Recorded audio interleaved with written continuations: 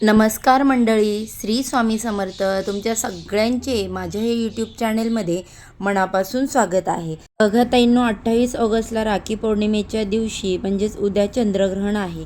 हे चंद्रग्रहण नक्की कधी सुरू होणार आहे, कधी संपणार आहे, भारतात दिसणार आहे का, गर्भवती महिलांनी काही नियम पाळायचे आहेत का, त्यासोबत जे काही वेदाचे नियम पाळण्याची गरज आहे का की नाही, काय करावं काय नाही करावं, या सगळ्या प्रश्नांची उत्तरं या एकाच व्हिडिओमध्ये मी तुम्हाला देणार आहे.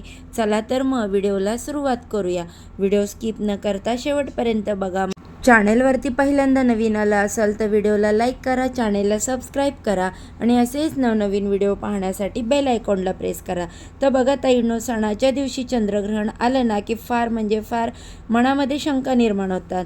बाबा, आता राखी पौर्णिमेच्या दिवशी 28 ऑगस्टला चंद्रग्रहण आलं आहे आणि म्हणूनच अनेकांच्या मनात अनेक शंका निर्माण झालेल्या आहेत.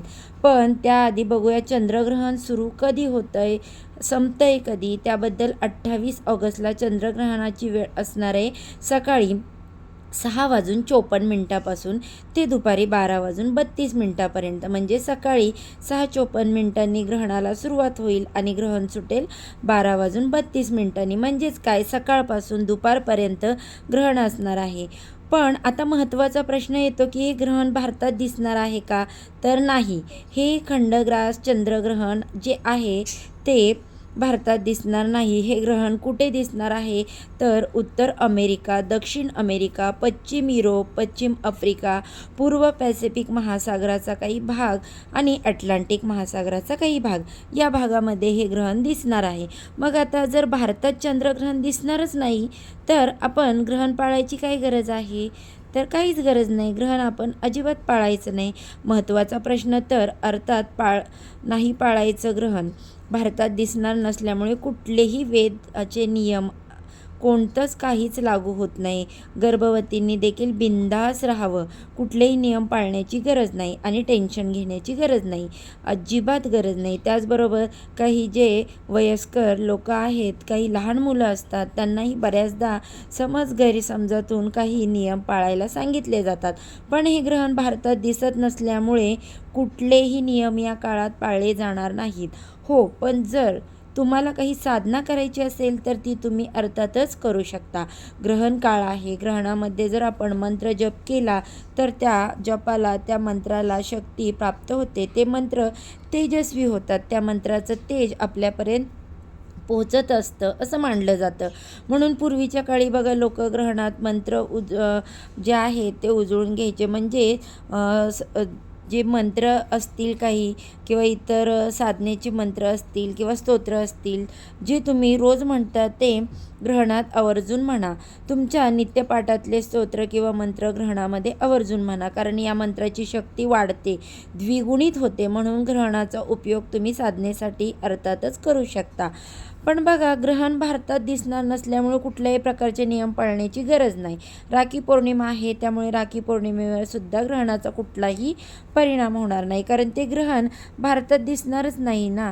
जशी तुमच्या भावाला तुम्ही दरवर्षी राखी बांधता, त्याचप्रमाणे यावर्षीसुद्धा अत्यंत आनंदाने आणि प्रेमाने तुम्ही तुमच्या भावाला राखी बांधू शकता.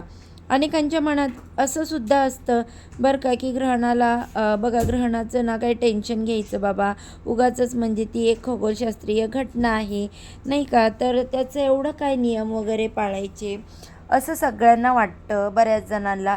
तर ज्योतिषशास्त्रानुसार ना चंद्र हा आपल्या मनाचा कारक मानला जातो आणि म्हणतो ना की काय तर एखाद्याच्या मागे ग्रहण लागले, काय माहिती, ग्रहण काय लागले, हा जो शब्द आहे तो आपण काहीतरी वाईट घटनांची मालिका सुरू होते अशा अर्थाने वापरतो.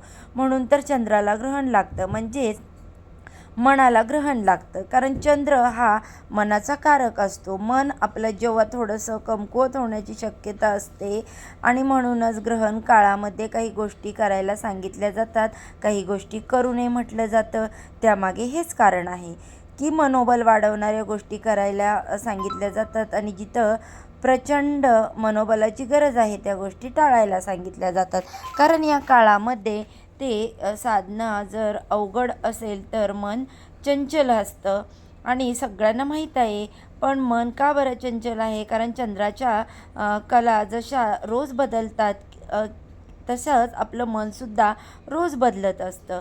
आज हे वाटतंय, उद्या ते वाटतंय, आज हे मत बरोबर, उद्या ते मत बरोबर, असं आपलं मन जे भरकटत असतं ना, त्याचं कारण असंच असतं. कारण सगळ्यात मोठा परिणाम मनावर होतो, तो चंद्राचा असतो. म्हणूनच तुम्हाला जर मानसिक अशांती असेल, अस्वस्थता असेल, तर चंद्राशी संबंधित उपाय करायला सांगितले जातात. बऱ्याच जणांना जे डिप्रेशनमध्ये आहेत किंवा मानसिक अवस्थेमुळे मानसिक अवस्था त्यांची कमकुवत आहे, त्यांना महादेवांना अभिषेक करायला सांगितला जातो शुद्ध पाण्याने.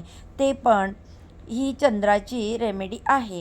हा चंद्राचा उपाय आहे, कारण महादेवांनी चंद्र आपल्या शिरावर धारण केलेला आहे. आपण जेव्हा महादेवांच्या पिंडीला जल अर्पण करतो, तेव्हा एका अर्थाने आपण चंद्राची सुद्धा उपासना करत असतो. आणि तुम्हाला चंद्राबद्दल अजून जाणून घ्यायचं असेल किंवा तुमच्या मनस्थितीबद्दल अजून जाणून घ्यायचं असेल, तर माझ्या चॅनेलला तुम्ही अजूनही सबस्क्राईब केलं नसेल तर सबस्क्राईब करा. या चॅनेलवरती छान छान माहिती मी तुमच्यापर्यंत पोहोचवू शकेन. तर बघा, अतिशय सुंदर पद्धतीने चंद्र समजून सांगितलेला आहे आणि इतके सुंदर उपाय दिलेत. मानसिक अस्वस्थता, डिप्रेशन, एन्झायटी या सगळ्यावरती त्यांनी सोपे सोपे, काही खर्च न लागणारे असे सोपे उपाय दिलेले आहेत, जे तुम्ही घरच्या घरी करू शकता. पण ते प्रभावी आहेत. तो बघा, तुम्ही मनापासून कोणताही उपाय केला तर त्याचा नक्कीच तुम्हाला फायदा होतो आणि त्या उपायांचं पुण्यफल देखील प्राप्त होतं. तर बघा, ही जी मी माहिती तुम्हाला आजच्या या व्हिडिओमध्ये सांगितली, ती तुम्हाला कशी वाटली?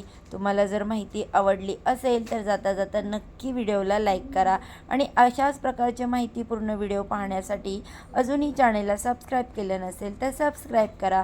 चला तर आजच्या व्हिडिओचा इथेच एंड करते. उद्या अशाच छानशा माहितीसोबत पुन्हा नव्याने भेटू. सर्वांना श्री स्वामी समर्थ.